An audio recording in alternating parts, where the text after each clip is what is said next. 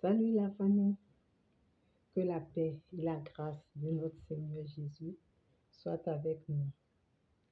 J'ai une petite question à poser à tous les hommes de Dieu. J'aimerais savoir qu'est-ce que veut dire, que signifie être un serviteur de Dieu. Pourquoi cette question? Parce qu'aujourd'hui, il y a des personnes, soi-disant serviteurs de Dieu, qui confondent, si je peux le dire, serviteurs de Dieu, ou qui ne comprennent pas, qui ne connaissent pas qu'est-ce que veut dire un serviteur de Dieu. Moi, je dirais un serviteur de Dieu veut dire un serviteur d'homme. Parce que quand on est serviteur de Dieu, il y a d'autres qui pensent que quand je suis serviteur de Dieu, je suis super homme. Je suis au-dessus des autres. Tu n'es pas super homme. Tu n'es pas au-dessus des autres. Tu n'es qu'un serviteur des hommes, un serviteur des humains. Jésus même qui est venu sur cette terre, il nous a donné un exemple en lavant les pieds de ses disciples. Jésus a servi les humains. Jésus a servi des hommes. Mais pourquoi qu'on t'appelle un serviteur de Dieu, tu te fâches? J'ai lu un post que ce dernier s'est plaint pourquoi son collègue ou bien pourquoi un chrétien l'a appelé serviteur. Et d'après lui-même, il est fier de dire qu'il a mis ce dernier à sa place.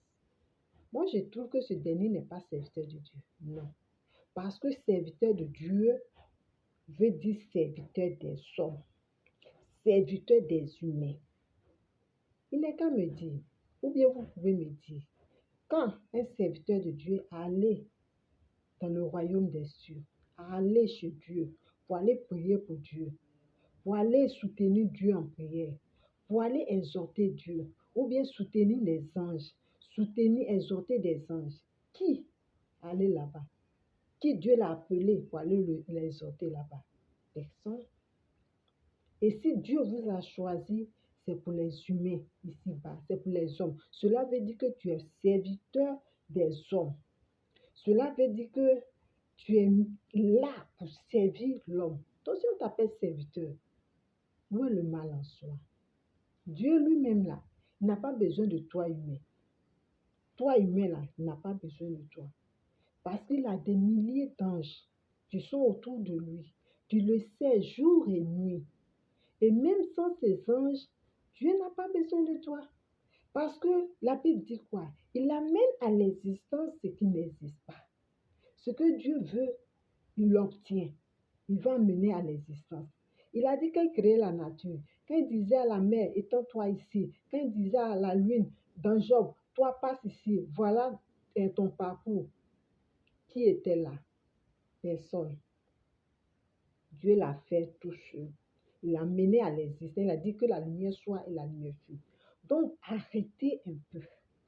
Vous qui vous dites que vous êtes des serviteurs de Dieu, qui insultez des gens impolis. Vous qui dites que vous êtes des serviteurs de Dieu, et vous dites que vous êtes au-dessus des autres de grâce. Et quand on veut parler, c'est pour dire que non, on est ceci, on est cela. De grâce. Si Dieu t'a appelé à le servir, c'est pour servir les humains et non pas le Dieu. Il n'a pas besoin de toi.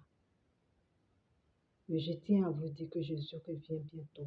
Toi, homme, tu es rempli d'orgueil jusqu'à ça déborde.